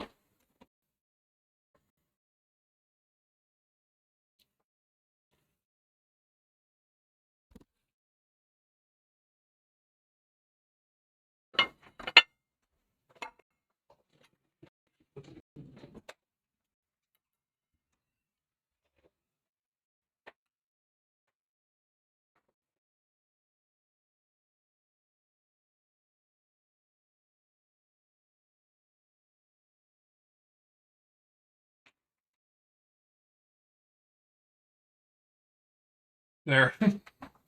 But you covered your spiral.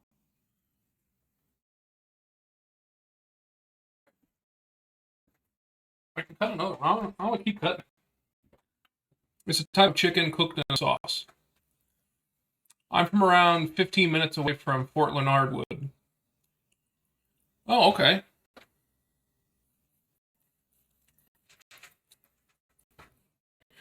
Do you come back very often, or you mostly just in Tennessee now?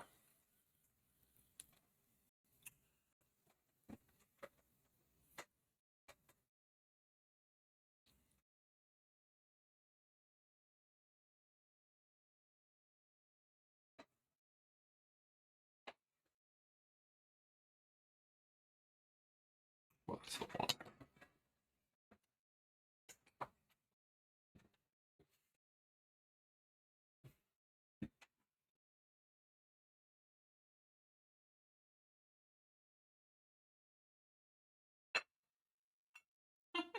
What?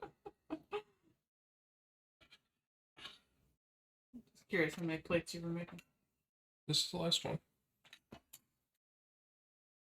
That'll be good. It is good.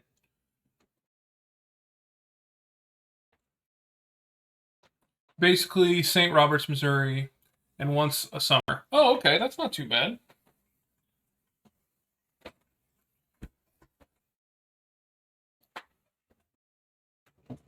I like Tennessee. I don't really have anything bad to say about it. I don't know what part you're from, but there's A lot of. that was more noodles than I wanted to do. That was a lot of noodles. Yeah, that's okay. We're gonna clean that up. We're gonna clean that up. Should take like half that out. I'm gonna. Let's go ahead and get here. Give me. It's like just put it on one of the other plates. This is not a pretty picture. We gotta fix this. You need to still take some out. I am working. Okay. Let him. Yeah, let me cook. You should keep working on it, spin it.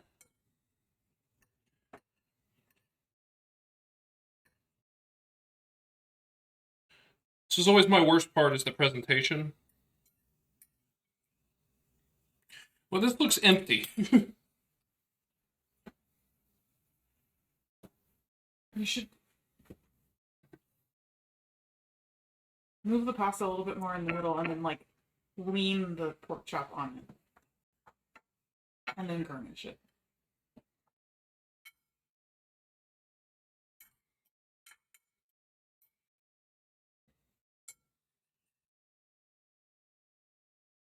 Yeah. And then just wipe up. No!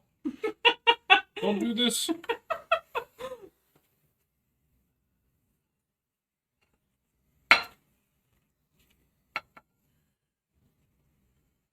Is this my plate? Yeah. You got way more noodles than I did. Well, this is for the picture. Looks beautiful. You guys enjoy. Oh, the little Italian roll of the pasta. Yeah, I'm not particularly great at this part, but I do try my best because I put everything on Instagram. So you can find it down below if you're interested to see the other stuff I've made. Also, if you enjoyed being here, I'd appreciate a follow. I do this fairly often, a couple times a week, and I'm for sure Thursday going to be doing some Persona 3 streaming. So if you enjoyed, do come back. I enjoyed talking to you guys. Oh, sorry. I hope you enjoyed watching the food get made. I already followed. Oh, thanks.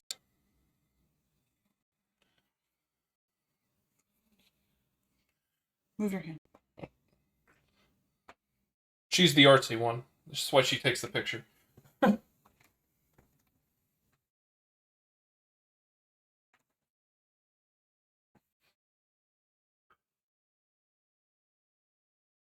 Just one of these, okay. Yeah, that's perfect. I wish I'd made a pan sauce. Yeah. I did as well. Thank West Harp. Thank you, West Harp, and thank you, Ghetto Bino. I appreciate it. Alright, I guess I should try this. I've been complaining about how hungry I am.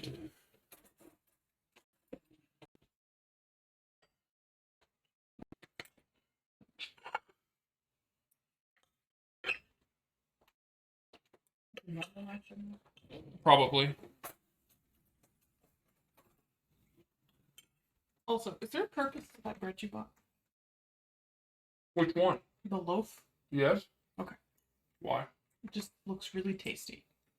I want to make a meatloaf tomorrow, and then that's for meatloaf sandwiches. Oh, that's right. This is really good. That steak seasoning never misses.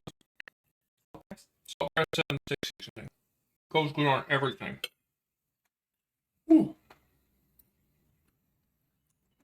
A lot of the cheese, cream cheese, definitely came out the side. But You got more, right? some of it stays. And it adds a nice spice and creaminess to the pork. It's perfectly cooked. It went a little bit higher than I wanted it to. I think it stopped at 142. But I can't complain about the results.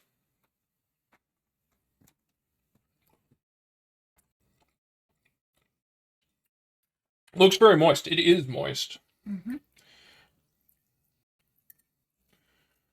Oh, thanks, Grant. I'm glad you got to make it. You got here at the end.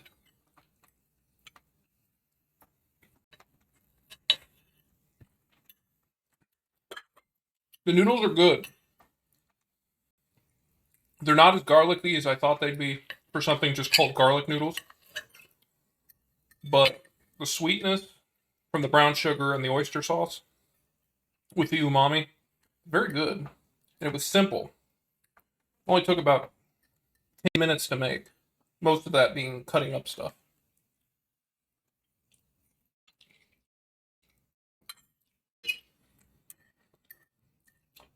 Yeah, I'm demolishing this.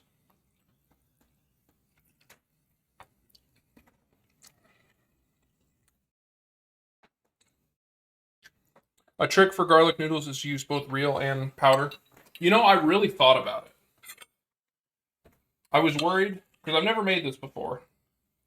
I try not to do too much experimenting and changing my first time making something. Thanks. But next time I definitely will.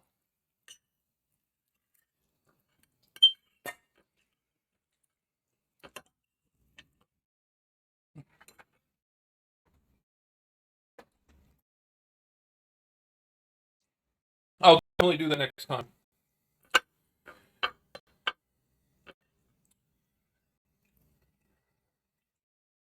Well, all right, folks. I'm gonna enjoy this meal. I appreciate everyone tuning in and for the follows.